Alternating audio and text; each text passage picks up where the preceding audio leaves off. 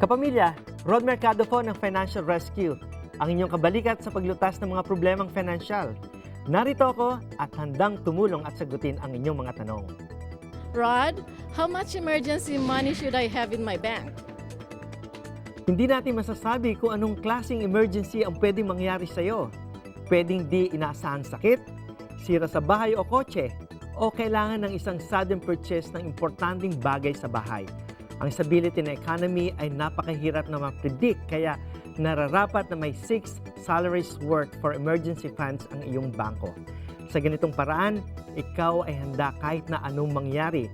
Para masimulan ito, ayusin ang pagbabudget para makita mo ng malinaw ang iyong monetary goals at walang masayang na pera.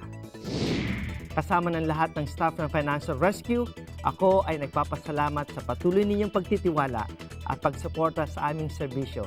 6 years and counting na po ang Financial Rescue.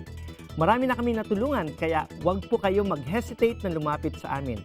Kaya kung kailangan ninyo ng tulong, bisitahin po ninyo ang aming website, makipag-chat, tumawag o di kaya mag-email sa amin. We have certified debt consultants and professional debt negotiators are ready to listen to you every day. Opo, every day, mula Lunes hanggang Linggo. Bukas po ang aming opisina from 6 a.m. to 9 p.m. Pacific Time. Libre po ang aming consultation at mga Pilipino rin ang aming mga debt consultants.